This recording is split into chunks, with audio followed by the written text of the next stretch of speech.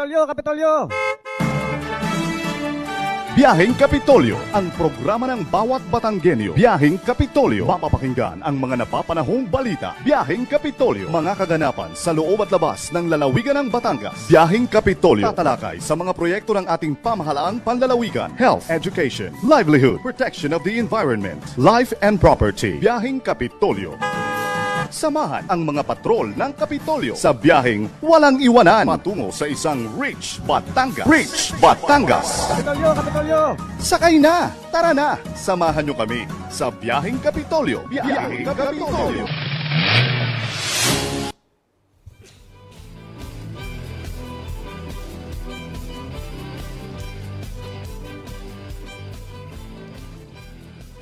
Oras sa buong kapuluan. Ganap na pong 34 na minuto makalipas ho ang alas 9 ng umaga. Good morning Southern Luzon. Magandang umaga Batangas. Abay, Tuesday na naman po ulit. 8 na po sa buwan ng Enero at simula na po ulit ng ating pagpasada para sa taong 2024. 8, ibig sabihin 288 days na lang. Bagong taon na uli. Kailan ba 8? Ha? 9. Sabi ko nga 9. Ay, dahil 9 ngayon, parang ngayon ay bukod sa ating programa, ay matutunghayan din natin, Miss Jen, yung translasyon. Ang ating translasyon ngayong araw na ito na parang kaninang alas 5 ng umaga, umabot daw sa 48,000 na. Yung nandoon sa simbahan ng Quiapo. So June, sabi mo nga, ngayon yung unang araw na tayo humarap dito sa ating biyaheng Kapitolyo ngayong taong 2024 at ngayon, ikinurek ko si June, 9 na ng January. Oo, parang... Kaya ko alam kasi kahapon ay mansari ni Kevin. Ganon?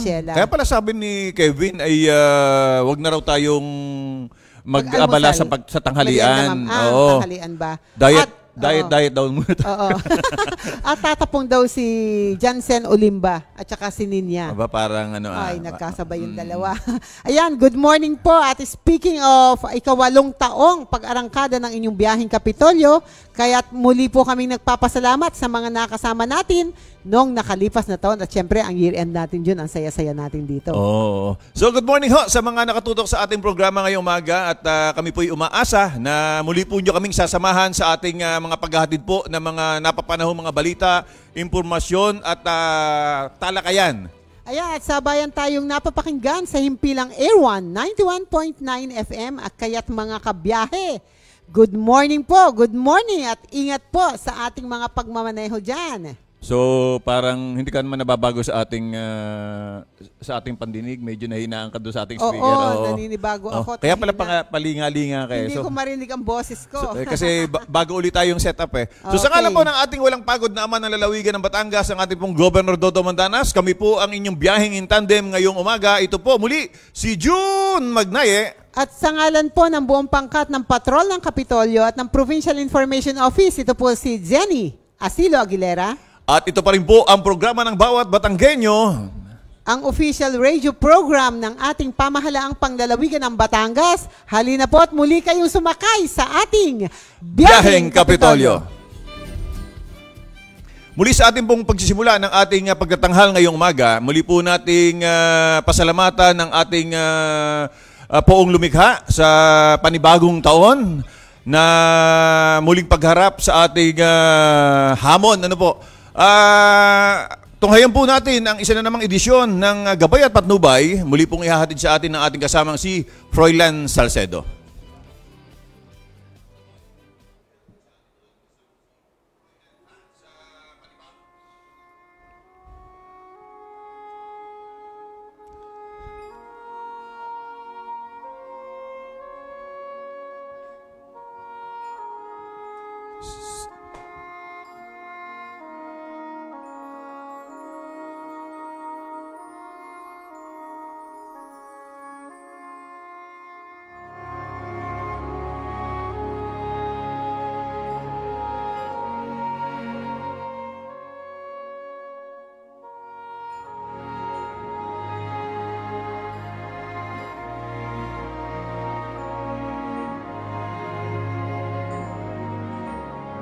Panginoon Diyos, maraming salamat po sa panibagong araw na kaloob mo sa amin.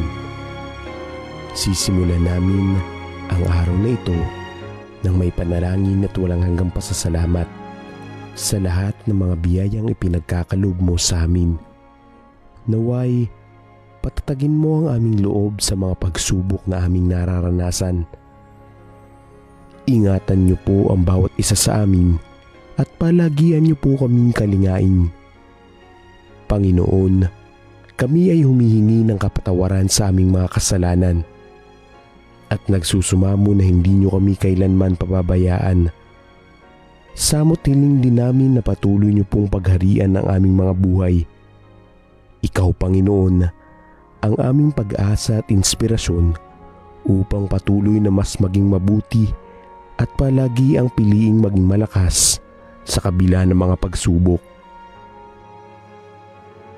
Padaluyin mo sa amin ang iyong awa at biyaya sa panahon ng aming pangangailangan. Hinihiling namin ito sa pamamagitan ni Jesucristo ang aming Panginoon kasama ng Espiritu Santo, magpasawalang hanggan. Amen.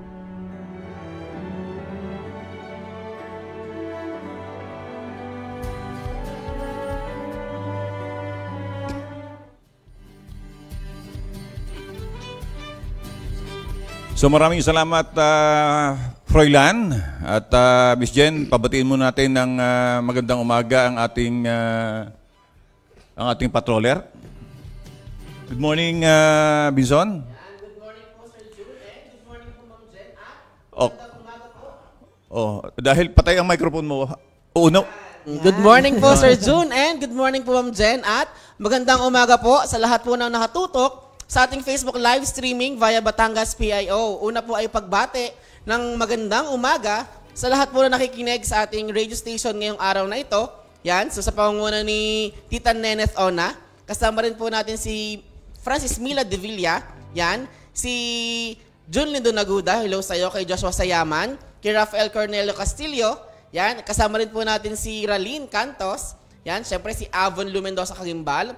Sa Tita Nits Lapa, Happy New Year daw po. Yan. Kay Mark PIO, yan. Kina Francis Mila, yan. Sino pa ba?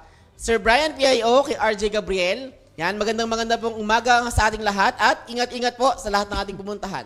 Si Kuya Roger at saka si Ornal Tabares, yan, andyan kasama din. rin natin sila. RJ Castor, nakita ko si Jonalyn Artiliaga, yan, magandang umaga, Dabu. Si Brian Bautista nanonood, nakita ko dito. Froilan Salcedo, good morning. Si Marifet Umambing, yan. So, siyempre, batiin natin ng magandang umaga ang ating Governor Hermelando Dodo Mandanas na ang alam ko, Miss Jen, ay...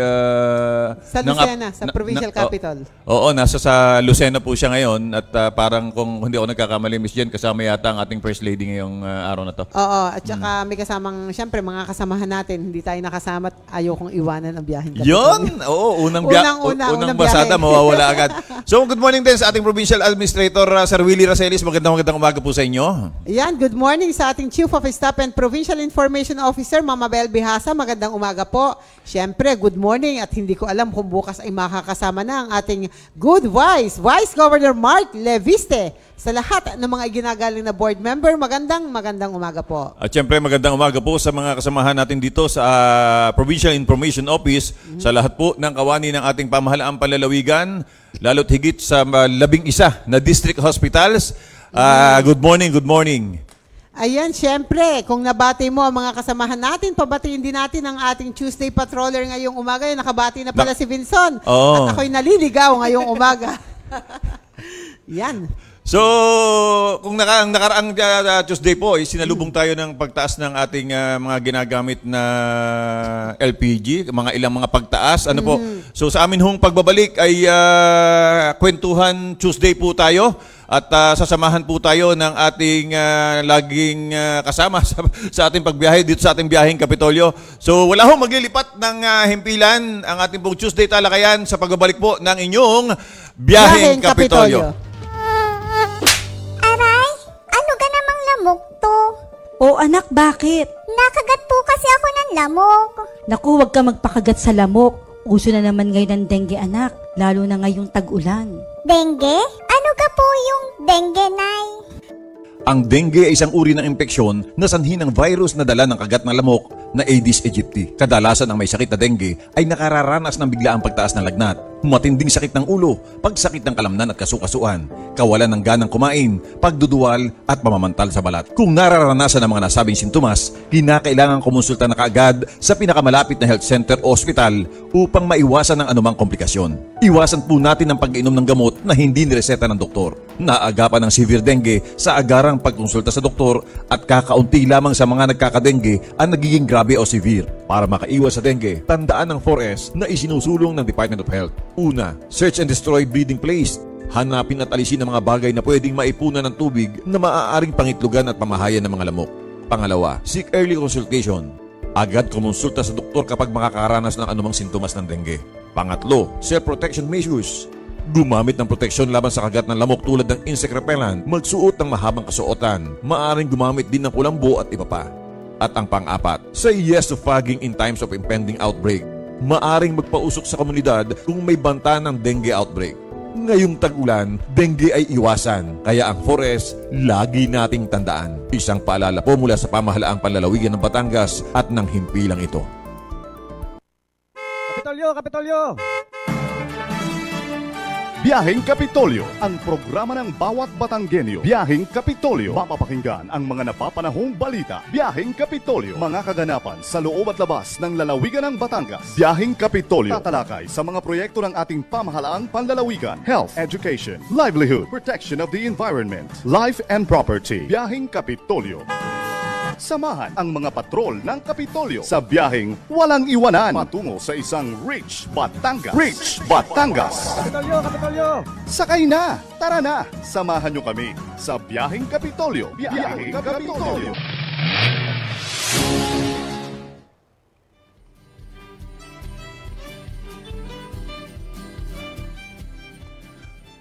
Muli pong nagbabalik ang inyong biyaheng Kapitolyo, oras sa buong kapuluan, naganap na pong alas 9:45 at batiin ko lang Miss Jen ng magandang umaga ang mga nakasubaybay muli sa atin. Siyempre, nandidiyan din si Ma'am Risa De Sosa, ang department head po ng ating PHRMO. Magandang umaga po sa inyo. At sa lahat po na nakasubaybay sa ating home station, sa mga motorista, good morning po. Ayan, si Cheryl May, nakita ko rin. Christian Andal, si Shelly, good morning. Mon Carag, si Pawen, andyan, si Nilda. Julius de la Cruz, si Elma. Sino itong Elma? June. Elma Reyes. Ba, parang kilala ko yan. Yan ba yung kakasalin? Kakasalin. Oo. Ayan, ang aking kapatid, nakita ko ding nakasubaybay, Jocelyn Asilo Castor. Si Simplem Pitik. Ayan, andyan din, good morning. Happy New Year po. Si Alexa Villegas, ayan, tsaka si Millicent, magandang umaga. So, dire-diretso na tayo, Miss Jen, at katulad na nabanggit natin kanina, ngayon hong bagong taong 2024, sinalubong ho tayo ng ilang mga balitang may kinalaman sa mga dagdag na gastusin natin. Unang-una dyan, Miss Jen, katulad na nabanggit natin kanina, noong nakaraang linggo, nagtaas ho yung ating ginagamit pagluluto, yung itong LPG. At kanina, muli naman bagamat minimal, muli na naman nagtaas ang produktong petrolyo at minabalita rin tayo na nakatakda ng ipatupad yung 5% na increase dito sa ating hinuhulugan sa itong ating sa PhilHealth. At hopefully sa isang araw magkaroon tayo ng pagkakataon para matalakayan. Pero ngayong umaga ay pag-uusapan naman natin ito sa Tuesday Talakayan ang... Ayan, June, ngayong umaga ang ating usapan ay napipinto at nakatakda namang pagpapatupada ng 2% namang kaltas o share mula sa dating 1% po na bawas sa buwan ng kita ng ating manggagawa sa pribadong sektor na members ng Pag-ibig. Ayan, June. So, kaugnay nga po niyan, sa ating pagpasada ngayong araw ng Tuesday ay kasama ho natin ang ating... suking-suki, isa ho sa paborito ng biyaheng Kapitolyo at isang kulbit naman natin ay tayo lagi napapaunlakan. Ang supervising marketing specialist ng Pag-ibig Fund, si Sir Noel Lagustan. Magandang umaga po, Sir Noel. Sir, magandang umaga, Sir June, Ma'am Jen. at sa lahat po ng mga nakatutok dito po sa Biyaheng Kapitolyo. Unang-una, maraming hong salamat na kayo ay agad nagpapaunlak sa isang sabi lang namin na, Sir, baka naman pwedeng makalambing na muli namin kayong makasama sa ating pagbiyahe.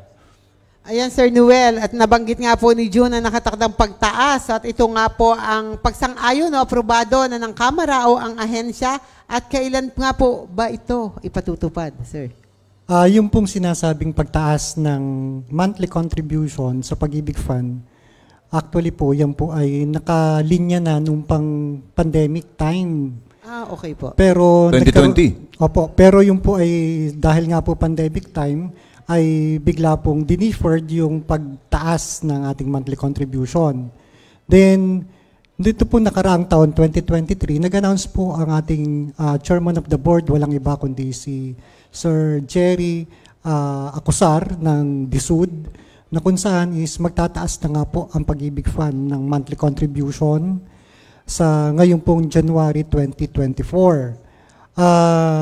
Ngayon po, ito pong aming pagtaas na ito, ang iniintay na lamang po ay ang pirma ng ating Pangulong Bongbong Marcos from the Office of the President para po tuluyan na pong itaas yung tinatawag nating monthly contribution sa Pag-ibig Fund.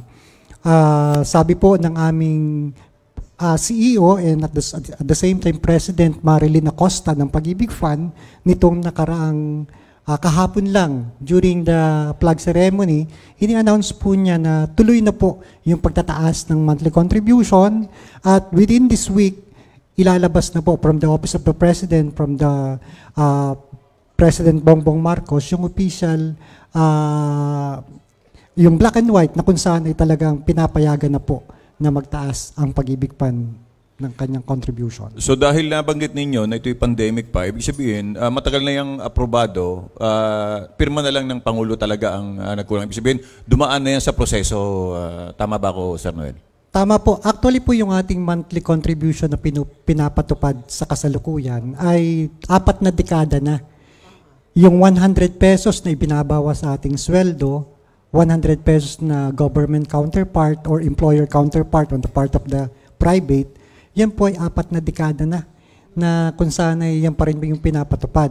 Kaya nga po, nagkaroon ng mungkahi ang mga labor groups, particularly po yung Employers Confederation of the Philippines, yung ECOP, yung TUCP or Trade Union Congress of the Philippines, Philippine Government Employees Association of PGEA, Federation of Pre-Workers, OFW, NCR Federation, Kakampi and Kampi, na may letter of support po na kung saan ay pinapayagan or sinusuportahan nila ang pagtataas ng Pag-ibig Fund ng contribution. Kanina ay nabanggit ko na pagtataas sa pribadong sektor, tama ba ako na kami o tayo na kawani ng pamahalaan, nagko-comply na doon sa 2%? Ang Provincial Government of Batangas, ang Kapitolyo po, at ang mga empleyado nito ay tumutupad na po dun sa tinatawag na upgrading of monthly contribution. So hindi po masyado maapektuhan ang mga empleyado ng Provincial Government of Batangas dahil ipinapatupad nila yung upgrading of membership contribution. Na pong ibig sabihin nun, na kung saan, kung ano po yung sinesweldo niya, yung kanyang basic salary, times 2% po nun, yun na po yung talagang contribution niya sa Pag-ibig Fund. Halimbawa, ang kanyang monthly, ang basic salary niya ay let's say 10,000 pesos, ginagawa na po niya itong 200 pesos. Ngayon, yung Kapitolyo, yung Provincial Government of Batangas as form of social responsibility, tinatapatan din po ng another 200 pesos. Kaya, yung kanya pong contribution sa Pag-ibig Fund ay 400 pesos. Na kung saan, yun na nga po yung kanyang iniuhulog. Siyempre, mas malaki kung ang kanyang basic salary naglalaro ng 20,000, 30,000, 40,000, or 50,000. Kukunin lang po yung 2% nun, same with the government counterpart na another 2%, at yun po yung kanyang magiging contribution sa Pag-ibig Fund. Ang maapektuhan lang po nito ay yung sumesweldo ng mas mababa sa 10,000. So, kung ang sinesweldo po ay, let's say, 5,000 pa rin, so magiging 200 na po yung kanyang magiging hulog sa Pag-ibig Fund. At yung government counterpart is another 200. So, magkakaroon ng adjustment. Magkakaroon po ng adjustment on the part of the employee dahil medyo tumaas na. Ngayon, yung mga private sector po na ang kanila talagang pinapatupad ay 100 pesos kasi ang multiplying factor po nung kanilang 100 pesos ay 5,000 times 2%, kaya 100 pesos. Magkakaroon po talaga ng major adjustment on the part of the private sector. Kasi from 100, magiging 200 na ang kanilang contribution.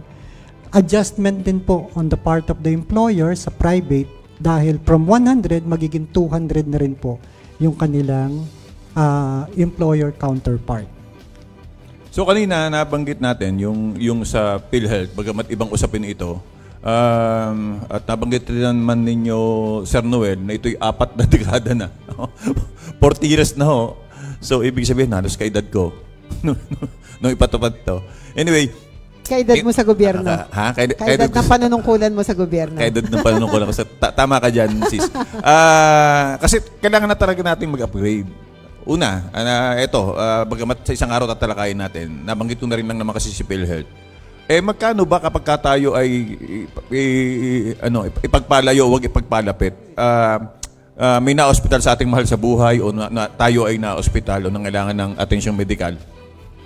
Dahil doon tayo nakabase sa dati na o matagal na kinakaltas sa atin, kuminsan narireklamo tayo bakit ang laki ng bill ko, ang nakuha lang sa akin sa PhilHealth kakaunti. Dahil nga kailangan na talagang i-upgrade.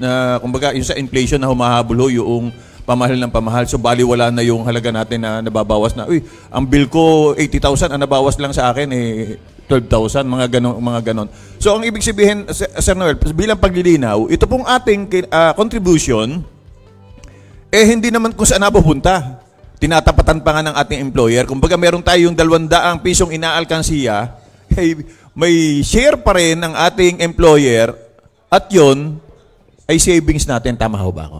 Tama po. At yun nga po, mapapabalik po sa atin yung ating iniuhulog dahil unang-una, savings po ang mandato ng Pag-ibig Fund. At kung sakaling malaki yung ating more than 200 pa ang ating iniuhulog sa Pag-ibig Fund, mas malaki din yung magiging earning ng dividends. So, domino effect po ito. Malaki yung earning ng dividends na mapapasama sa savings natin. Malaki yung pwede nating maging loan entitlement sa multipurpose loan, just in case magpapal tayo ng multipurpose loan. Even yung ating calamity, just in case magkaroon ng declaration ng state of calamity. Ganun din po yung ating tinatawag na retirement or provident benefits just in case mag-withdraw tayo ng ating contribution sa Pag-ibig Fund. So yun po yung kagandahan kapag nag-adjust, kapag tayo nag-upgrade ng ating membership contribution sa Pag-ibig Fund. Yung huling sinabi ni Sir Noel sa retirement, na makukuha mo pagka ikaw na makukuha. Parang malapit-lapit na yata ako doon. So, hindi mo naman, June, nararamdaman yung pagtaas na yan? Kasi ano ba naman yung 100 pesos sa 5,000, di ba? So, at binanggit din ni Sir Noel na dahil nga tumaas yung iyong monthly contribution, tataas yung iyong savings. May paraan ba, Sir Noel, o pinapayagan ba ng Pag-ibig na halimbawa ay ako, ito kasing Pag-ibig, hindi katulad ng nag-impo ka sa, nagsisilid ka ng 100 o 200 sa buwan-buwan. Pag nangailangan ka agad, makukuha mo yun Pagka merong add to cart ka sa mga Shopee, sa mga Lazada, meron naman akong tinabitin. Ito kasi, pang kinabukasan mo ito, pag ikaw ay nagretiro. May paraan ba, Sir Noel, na halimbawa ay okay naman ako na yung 200 na kinakaltas na sinasabing 200 na magiging 2%, ano kaya? Dagdagan ko kaya? May mga ganun bang mga pangyayari o talagang doon tayo sa sinabi na 2% lang? Kasi makakagulo sa kwenta ng accounting, ng kung saan man. Kung ang pinapatupad po sa kasalukuyan is multiplying factor is 5,000, which is 100, ngayon po ang susundin na po is 10,000. na monthly fund salary, which is 10,000 times 2% is 200.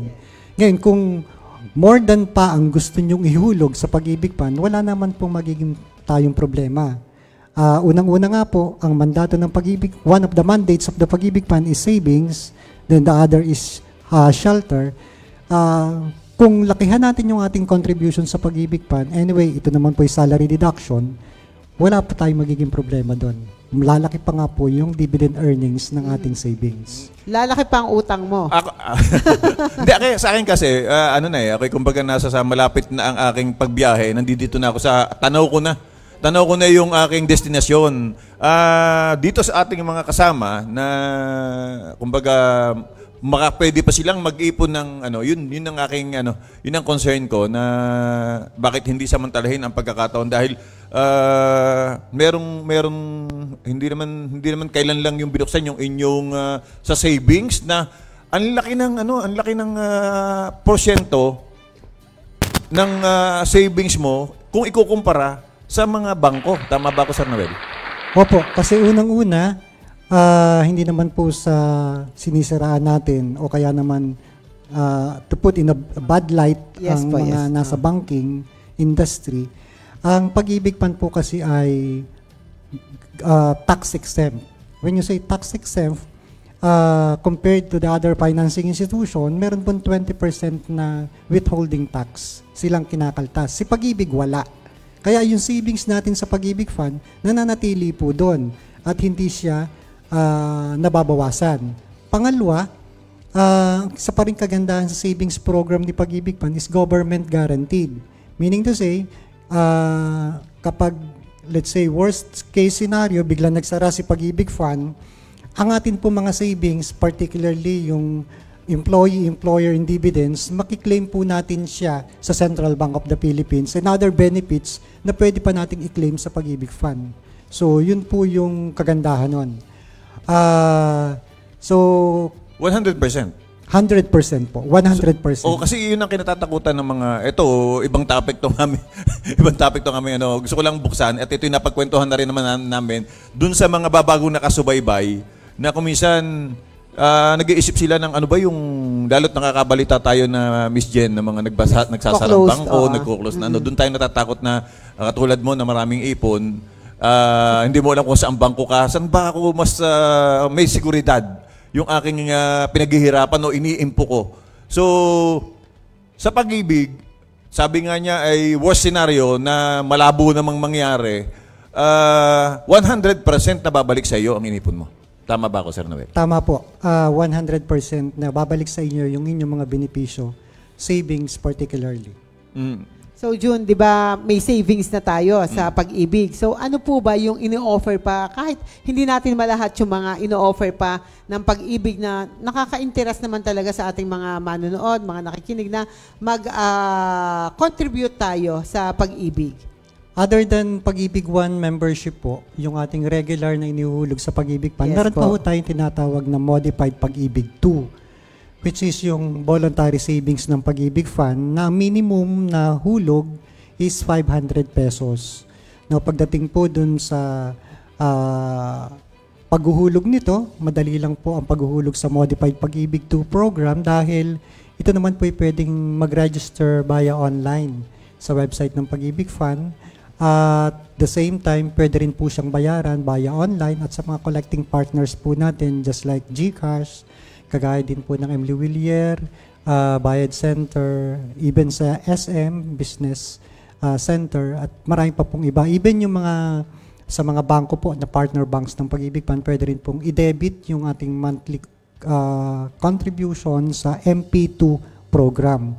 At nung dumaan nga po yung pandemic, at until now, ito pa rin po yung pinapatupad natin, meron po tayong tinatawag na virtual pag-ibig. Sa virtual pag-ibig naman po, no need na po kayong pumunta sa opisina ng Pag-ibig Fund. Pwede na po tayo makipag-transact sa Pag-ibig Fund. 24/7, puntahan lang po natin yung tinatawag na website ng Pag-ibig Fund at hanapin natin yung virtual pag-ibig. Mache-check na po natin ang ating mga records, particularly do sa mga nag-apply ng mga kanyang mga virtual account. Mache-check na yung kanyang records, mache-check na ang kanyang mga loans, amortization, even po yung iba pa po mga transaction niya sa Pag-ibig Fund. So meaning to say,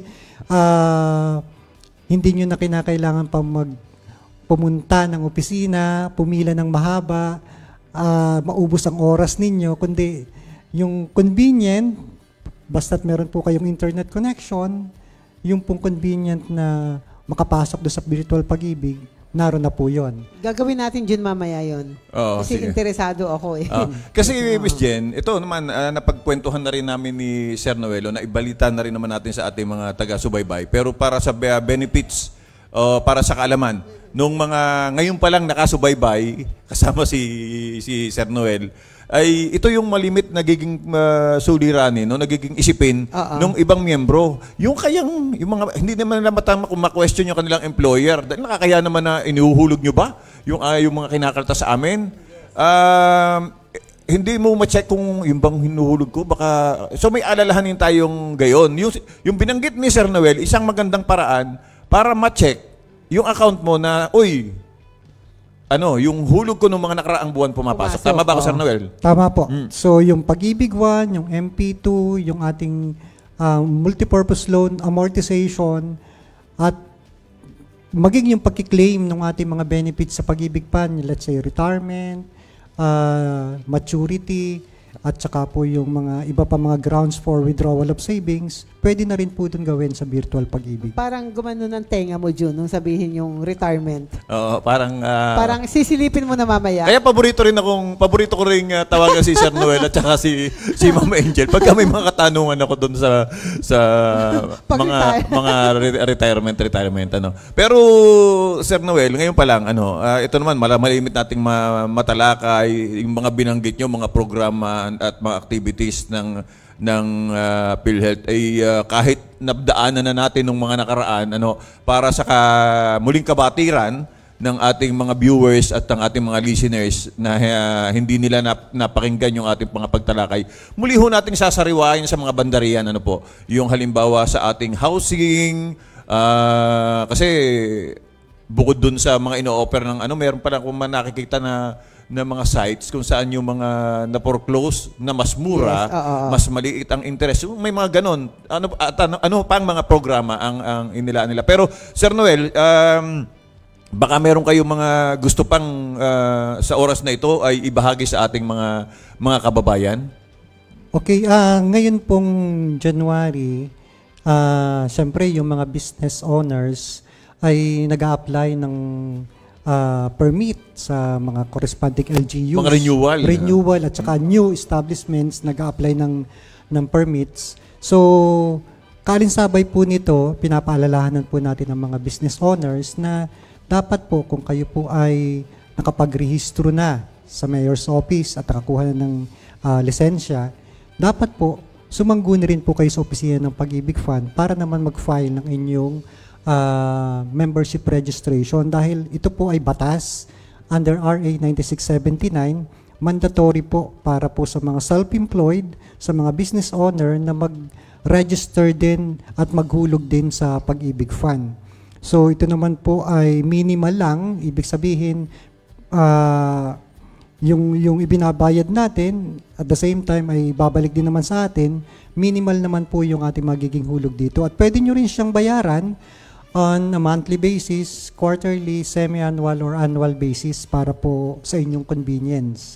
So, pinapanawagan ko po ng lahat ng mga business owner, particularly yung mga nakapag-register na sa corresponding LGUs ng Kadila Mayor's Permit at may corresponding SSS number na po, required at mandated po kayo ayon sa batas na magrehistro sa Pag-ibig Fund. So, maliwanag, ayun ho ay nasa batas. At dahil nasa batas, may kaukulang penalties, tama ba ako, sa mga hindi makakapag-comply? Opo. Dito po sa ating implementing rules and regulations sa general provision, kung sakaling hindi mag-comply ang isang business owner, dahil ito nga po ay batas, meron pong criminal liability.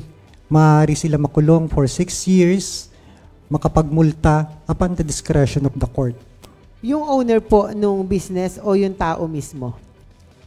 Yung owner po, papatak siya na self-employed sa Pag-ibig Fund, at kung meron siya mga mini-maintain na mga tao dahil sa kanyang negosyo, siya naman po ay papatak na employed category, yung kanyang mga empleyado. Na kung saan si employer ang magre-rehistro sa kanila sa Pag-ibig Fund, maghuhulog at magre-remit sa Pag-ibig Fund. Okay po. So, Sir Noel, hindi naman masyadong kukunin ng oras mo. Bagamat sabi ko nga, ang dali nyo nakulbit. Pero hindi naman ho ito ang huli. Ang huli. Una pa lang ito, ngayon to. Dahil ito. lahat ho ng pinagdaanan natin na pagpapaalam sa publiko ay muli natin gagawin para mas marami pa ang makaalam. Ano po. Sir Noel, baka may nakalimutan pa akong itanong sa inyo na gusto ninyong pasadahan, at baka ho may mensahe kayo dun sa mga may agam-agam na, uy, pati Pag-ibig nagtaas. Ito may para sa kabutihan, at ito para sa savings ng bawat miyembro, Sir Noel. Opo, so ibabalikan ko lang po, ang multiplying factor po na gagamitin ay 10,000 times 2%, which is 200 pesos. Sa part ng employee po yon. Sa part naman ng employer, ang mandated din po is 10,000 times 2%, which is 200 pesos. So, total of 400 pesos. So, ito po ay regularly na i-remit sa Pag-ibig Fund or sa mga collecting partners ng Pag-ibig Fund or via online payments po. Sa mga self-employed naman po, ganun din po yung magiging sistema ng paghuhulog sa Pag-ibig Fund. So, sa pangalan po ng aming branch head, na walang iba kundi si Ma'am Arceli Valenzuela, sa pangalan po ng aming supervisor, si Ma'am Angeli Magsino, ang amin pong area head ng Southern Tagalog na si Ma'am Marisa Santingyaman, ang Pag-ibig Fund po ay nagpapasalamat sa pagiging partner po ng Biyaheng Kapitolyo sa pangunguna po ng ating Gobernador Dodo Mandanas, at sa mga patrollers ng Biyaheng Kapitolyo, kay Ma'am Jen, kay Sir June, at lahat po ng binubuo ng PIO, ng Provincial Information Office. Maraming pong salamat sa imbitasyon at pagkakataon. Bukas po lagi ang aming tanggapan, ang Provincial Information Office, ang aming pong programang Biyaheng Kapitolyo, sa anuman pong gusto nyong ipahatid sa ating publiko, Sir Noel. So, ang ating pong supervising marketing specialist, si Sir Noel Lagustan. Marami pong salamat, Sir Noel. Kahapon po, mga kabiyahe, ay muli hong ginanap yung ating lingguhang pagpupugay sa bandila ng Pilipinas, kung saan nagkaroon din ho ng New Year's Call ang ating PNP Batangas sa pangunguna ng ating si Colonel Belmonte. Ano po? Sa kanya pong mensahe ay muli hong pinasalamatan ng ating gobernador ang ating kapulisan sa pagtataguyod ng kapayapaan at kaayusan ng ating lalawigan. Tunghayan po natin ang naging mensahe ng ating Gobernador Dodo Mandanas kahapon. Magandang buhay at patuloy ang ating pasasalamat sa ating Panginoon sa tunay na pagpapala sa ating lalawigan. At nakita natin ang ilan sa ating ginagawa. At sinasamahan tayo ngayon ng ating Colonel Sam Belmonte at ang entire Provincial Command, ang ating 34 na Chief of Police at mga ibang opisyal na nandito sa atin sa Camp Malvar. Binibigyan natin ng diin sa araw na ito ang tunay na pangangailangan sa kapayapaan at kaayusan. Sa panahong ito, kailangan ang kapayapaan. Nagkaroon na tayo ng insidente sa Balayan. Subalit ito, yun naman ay operation hindi ng PNP, kundi ng ating armed forces. Pero sinundan pa yan na nangyari sa Bukidnon at hindi pa kung nalathala man, ganun din sa norte. So, ang ating lalawigan ay dinadaanan, alam natin, ng NPA pasimula sa Cavite,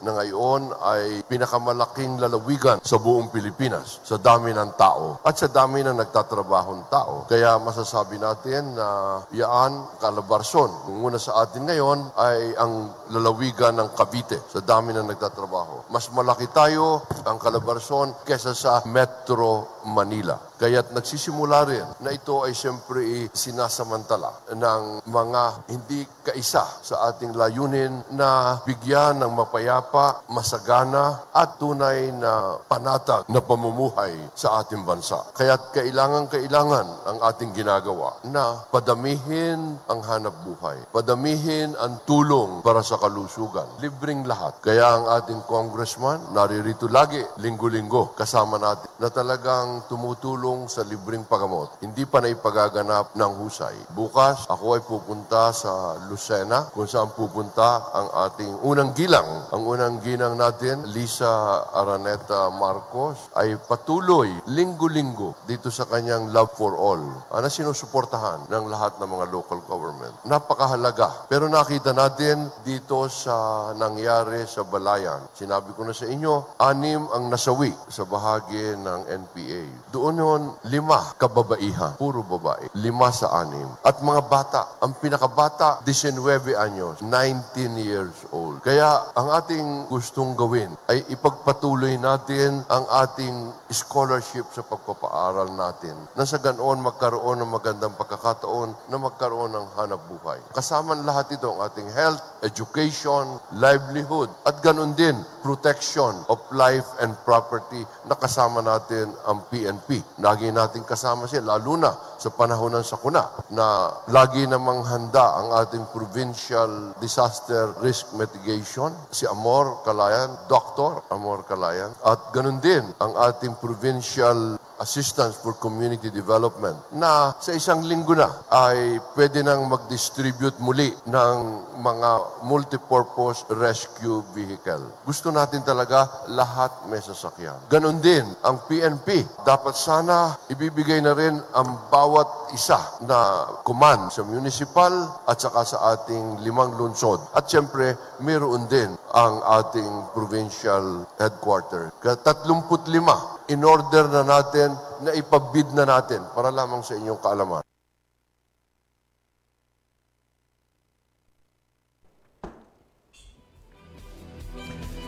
Ang naging mensahe po ng ating Governor Dodo Mandanas, naging courtesy call nga po ng ating PNP Batangas sa flag ceremony natin kahapon, Miss Jen. Oras, ganap ng 15 minuto, makalipas po ang alas 10 ng umaga at dumako na tayo sa ating mga pagbabalita.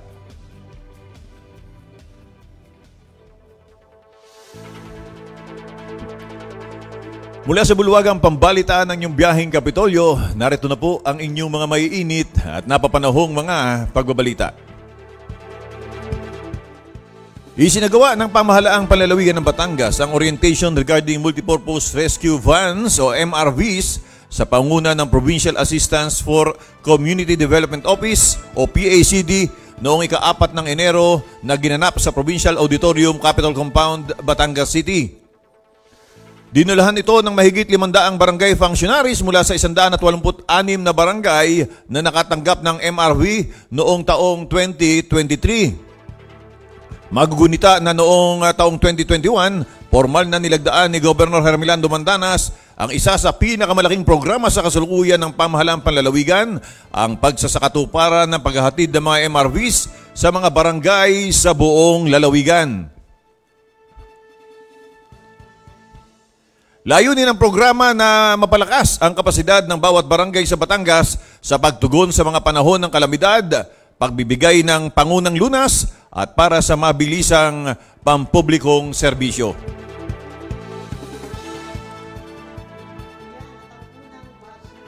Wala kang microphone. Ayun. Meron na ba, June? Yan na, meron na. Ang unang batch naman ng distribution noong 2022 ay inilaan sa 399 na mga coastal at Taala Lakeshores barangay sa pagtaya ng Provincial Disaster Risk Reduction and Management Office ay pinakamapanganib sa mga banta ng storm surge, landslides, flash flood, pagputok ng bulkan at iba pang sakuna. Kabilang nga sa mga nagbigay ng kanilang kaalaman patungkol sa wastong paggamit at mga kaugnay na impormasyon at mga kinatawan mula sa Land Transportation Office, National Telecommunications Commission, Government Service Insurance System, Hino Motors, ito yung pinagkuhanan ng ating mga unit. PDRRMO at General Services Office. Ipinaliwanag dito ang ilang mga pangunahing dapat malaman ng mga tumanggap at nangangalaga ng MRV tulad ng special features at salient information sa paggamit ng MRV sa pagpanahon ng sakuna, warranty at technical features, LTO rules and regulation, proper use of mobile radios, insurance policies at safe driving and proper maintenance. June, madagdag ko lang dito kaya ito ay nangyari yung ating orientation dahil gusto ng ating gobernador bago sumapit yung ating selebrasyon ng Foundation Day dito sa Batangas City ay mai-distribute na itong ating mga MRVs na muling i-deliver na second batch na. At alam mo, Miss Jen, kahapon lang may kausap tayo, tinatanong yung mga ligasiya. Isa sa ligasiya yung pagbibigay niyan at dahil nakita natin kung paano nakakatulong, hindi lang nagbigay ka ng service sa isang barangay, kundi kumpleto na. May hagdan, may mga medical equipments na pwede natin kailanganin sa oras ng mga kalamidad nga. At nung ipamahagi ito, ilan sa mga barangays o barangay captains na kapanayam natin, ang tunay na nagpapasalamat sapagkat malaking tulong talaga na nagkaroon dito. Makikita natin, mapasin natin, Miss Jen, yung mga pagtatransport ng mga pasyente sa mga hospitals, malaking bagay na hindi na tayo lalayo at hahanap pa ng sasakyan sa oras na pangangailangan. Alas 10:19, para sa pagpapatuloy ng ating balitaan, nilinaw ng Department of Trade and Industry na hindi pa inaaprubahan ng ahensya ang hirit ng 18 manufacturer na taas presyo sa mga bilihin. O kanina, pinagkukwentuhan natin yung mga pagtaas. Ayon kay Trade Assistant Secretary Amanda Nograles, 29%, 63 produkto lamang mula sa 217 items na nakasaad sa inilabas na SRP Bulletin ng ahensya noong nakaraang Pebrero ang magkakaroon ng price adjustment. Masusing pag-aaral at proseso anya ang isinasagawa ng DTI bago maaprubahan ang hinihinging price adjustment ng mga manufacturer. Kaugnay nito, tiniyak ni ASEC Nograles na hindi sabay-sabay naaprubahan ng DTI ang taas presyo sa mga basic at prime commodities. Ayan, pirmado naman ni Pangulong Ferdinand Marcos Jr. ang Republic Act 11976 o ang Ease to Paying Taxes Act. Ito'y kabilang sa mga priority bills ni Pangulong Marcos na binanggit sa kanyang State of the Nation Address noong taong 2023 at 2022 at 2023. Suportado ng bagong pinirmahang batas ang 8-point socio-economic agenda ng administrasyon sa pamamagitan ng pagkolekta ng mga maraming buwis. Maraming buwis na to. Amiyandahan nito ang ilang mga seksyon ng National Internal Revenue Code of 1997 para ma-update ang sistema ng pagbubuwis sa Pilipinas. Kabilang dito ang klasifikasyon ng mga taxpayers sa micro, small, medium at large electronic o manual filing ng returns ng pagbabayad ng buwis o ang Bureau of Internal Revenue. Yan. Samantala, pagpataw ng SRP sa bigas, abay plano daw po ng Department of Agriculture. Ang detalye ay hatid sa atin ating patroller Binson Roy D. Chavez. Pinag-aaralan na ng Department of Agriculture ang pagpapataw ng suggested retail price sa bigas sa gitna ng patuloy na pagtaas ng presyo nito. Ayon kay Agriculture Spokesperson Arnel de Mesa, makakatulong ang SRP upang matiyak na magiging abot kaya ng mga mamimili ang presyo ng bigas. Sa inilabas na ulat ng Philippine Statistics Authority, nakapagtala ng pinakamabilis na pagtaas ng ang rice inflation sa loob ng 14 na taon noong buwan ng Disyembre ng nakaraang taon. Batay sa datos ng PSA, ang average na presyo ng regular milled rice noong December ay nasa 48 pesos and 50 centavos ang kada kilo mula sa 46 pesos and 73 centavos noong November na mas mataas kumpara sa 39 pesos and 63 centavos kada kilo noong December 2022. So, ibig sabihin, ang laki ng itinaas kung 39.63 o wala pang 40 noong December 22, aba, parang magkano ba ang bili ko ng bigas ngayon? Parang nasa 60 na. Pag well-milled rice, ay nako, kailangan talaga bawas-bawas tayo sa kanin. Half rice lang tayo. Oras, alas 10:22. Kung magpapatuloy ang pagsirit ng presyo, posibleng irekomenda muli ni Speaker Ferdinand Martin Romualdez kay Pangulong Ferdinand Marcos Jr. ang panibagong price cap sa bigas. Noong huling bahagi ng Agosto nung nakaraang taon, nag-issue ng Executive Order 39 si Pangulong Marcos na nagtatakda ng 41 pesos per kilo ang regular milled na bigas at 45 pesos naman kada kilo sa well-milled. Ang price cap sa bigas ay pinatupad ng Administrasyong Marcos noong nakaraang taon dahilan sa serye ng pagtaas ng presyo nito sa merkado kung saan dumaraing na ang pamilya ng mga katulad kong maralita. Binigyan din ni Romualdez na may pagkakataong kailangang makialam na ang gobyerno tulad ng pagpapataw ng price cap at upang mapababa ang inflation. Una namang sinabi ng ekonomistang si Albay Representative Joey Salceda na upang mapababa ang inflation o kailangan stable ang presyo ng bigas matapos namang pumalo sa 19.3 ang inflation dahil sa mataas na presyo ng bigas may ilang buwan na ang nakalilipas.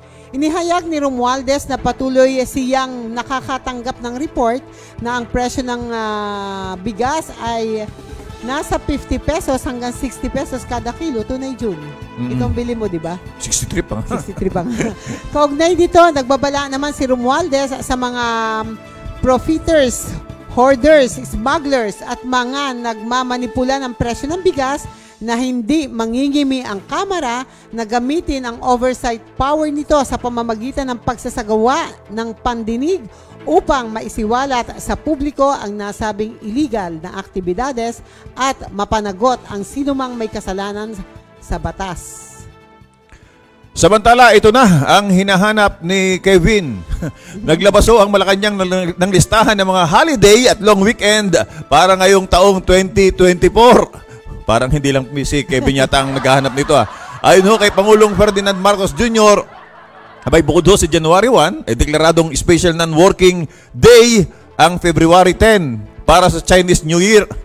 Agad namang hanap kung anong tatamaan ng February 10. O, anong araw yon? Papatak naman ang Holy Week. Ha?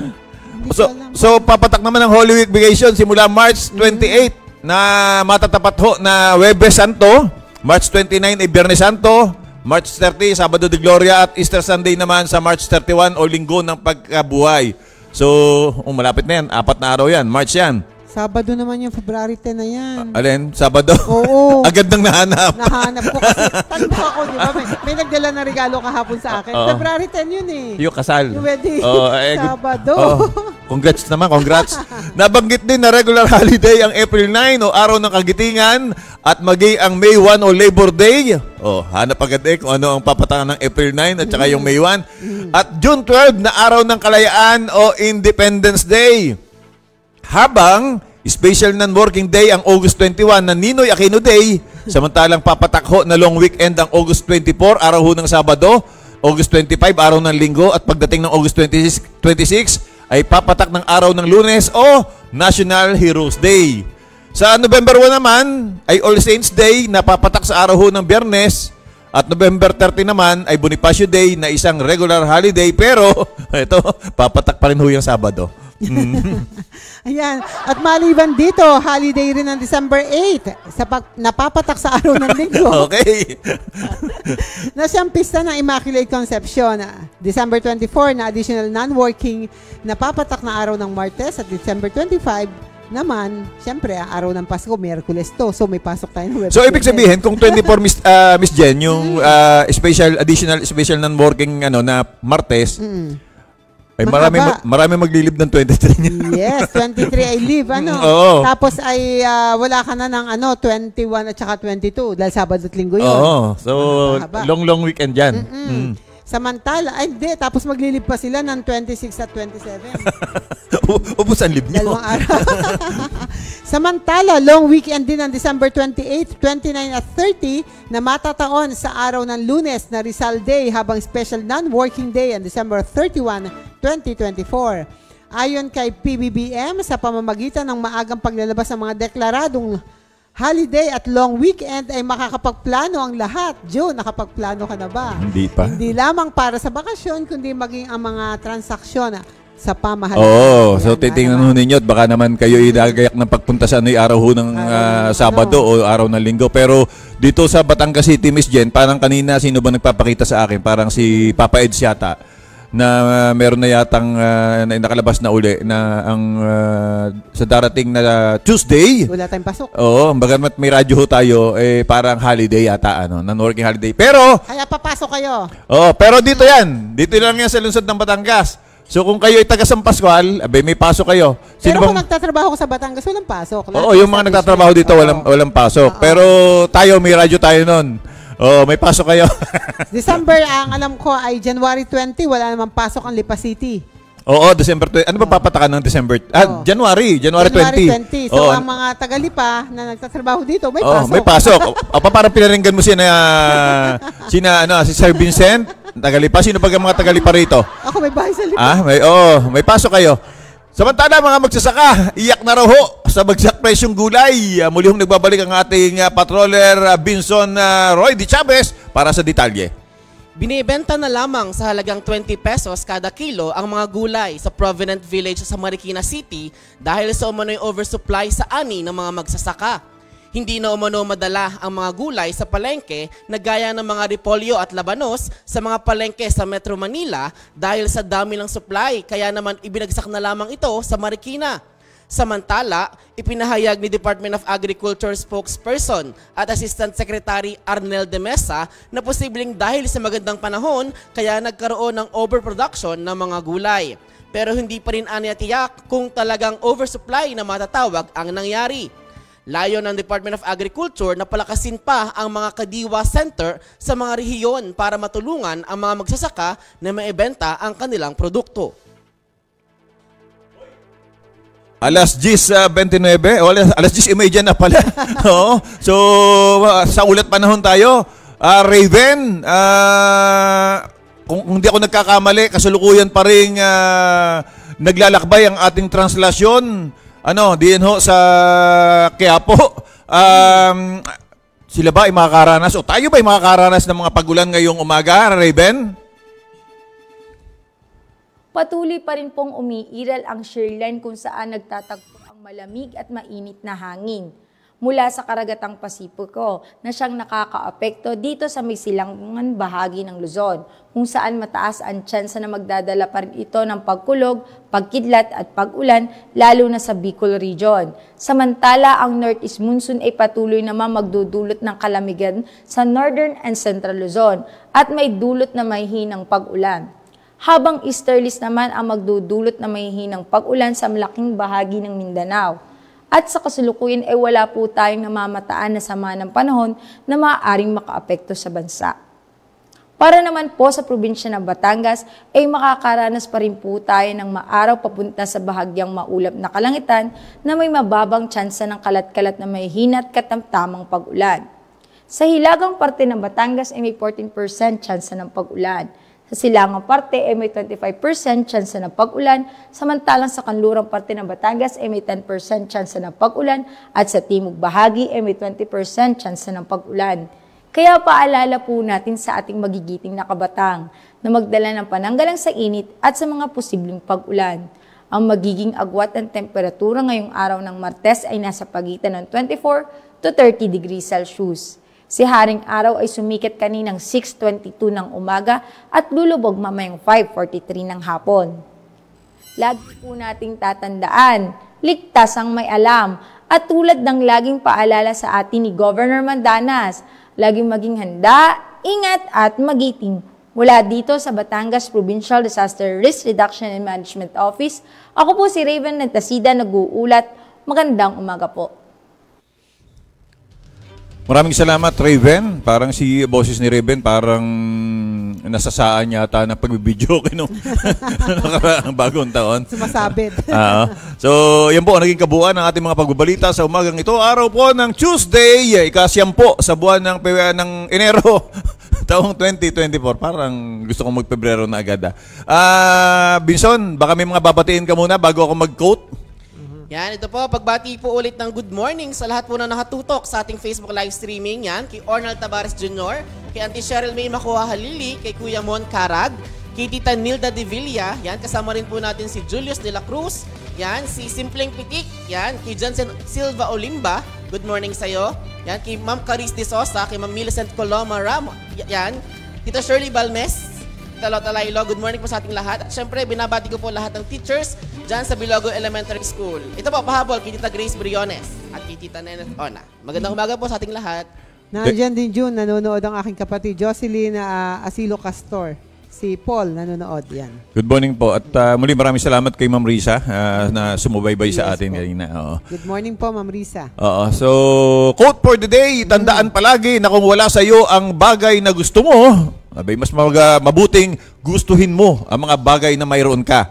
Sa ganitong paraan natin, mahahanap ang tunay na saya. So, sa madalit sabi, Miss Jen, maging kontento lang sa buhay. Umisan, nagpapahirap sa atin na dahil wala kang ganito, gusto mong magganito, hindi ka mangyari. So, kumbaga, nakakadagdag stress pa lang. Bakit hindi ipagpasalamat kung ano yung meron tayo? At masasabi mong mas mapalad tayo kaysa sa iba. Masaya ka ba, June? Masaya ako, Miss Jen. Basta nakikita ko lang itong mga kasamahan ko dito. Ito nagbibigay saya sa akin. Kaya parang ngayon pa lang nalulungkot ako. Ang layo pa ha. Ang layo pa. Palagi ka ng ganyan. Nanonood si Ma'am Risa. Ikaw ay sa 3 taon pa. Ma'am Risa, good morning po. Hoy, alas 10:34 na. Binson, baka gusto mong pasalamatan ng ating technical crew. Yan, syempre po, pinapasalamatan po natin ang ating technical team na binubuo ni Tanandal, ni Avon Nukagimbal, ni Kevin Medrano, ni Ferlan Salcedo, at syempre ng ating bagong salta sa ating grupo kay Jeffrey Evangelista. Maraming salamat sa inyo. So, si Jeffrey, taga saan? Taga-ibang lista lang, taga Batangas City yan. Taga-ibang lista lang Manghinaw yan, Manghinaw. And of course po, kay Tito Roger Aguirre, syempre. Thank you po, Tito Roger. Madumi, kaya manghinaw. So, alas 10:34, overtime na po kami. Maraming salamat muli sa ating home station, Miss Jen, sa A1 91.9. At Ems, congrats, sapagkat hindi ko alam, hindi pa siya napasok. Kakaanak lang yata anong isang araw. So sa ngalan po ni Governor Dodo Montanas at ng buong pamahalaang panlalawigan ng Batangas, ng pamunuang makadiyos, makakalikasan, makatao, taas noo, Batanggenyo. Sa tulong po ng ating Panginoon at sa ating pong sama-samang pagkilos, tayo po'y babangon sa anumang hamon at magkakapit kamay nating ipakikita ang ating likas na katangian ng Batangas at ang bawat Batanggenyo magiting. Muli, ito po si June Magnaye. At patuloy po yung aangat at giginhawa ang ating pamumuhay hanggat tayo'y may pagkakaisa, hanggat tayo ay nagtutulungan. Ito naman po ang inyong lingkod, Jenny Asilo Aguilera. At ito po ang inyong patrol ng Kapitolyo ngayong araw, Vincent Roy de Chavez. Maraming pong salamat sa muling pagtutok at patuloy na pagsama sa ating pagpasada dito sa inyong Biyaheng Kapitolyo. Kapitolyo! Binabati ko ng belated happy birthday ang aking SKP na anak ng taga-Bawan, si Janice Jade Asilo Aguilera. Happy birthday sa iyo, anak. Happy birthday, Konsehal. Happy week! Kapitolyo! Biyaheng Kapitolyo, ang programa ng bawat Batanggenyo. Biyaheng Kapitolyo, mapapakinggan ang mga napapanahong balita. Biyaheng Kapitolyo, mga kaganapan sa loob at labas ng lalawigan ng Batangas. Biyaheng Kapitolyo, tatalakay sa mga proyekto ng ating pamahalaang panlalawigan, health, education, livelihood, protection of the environment, life and property. Biyaheng Kapitolyo. Samahan ang mga patrol ng Kapitolyo sa biyaheng walang iwanan patungo sa isang Rich Batangas. Rich Batangas! Kapitolyo! Sakay na! Tara na! Samahan nyo kami sa biyaheng Kapitolyo. Biyaheng Kapitolyo!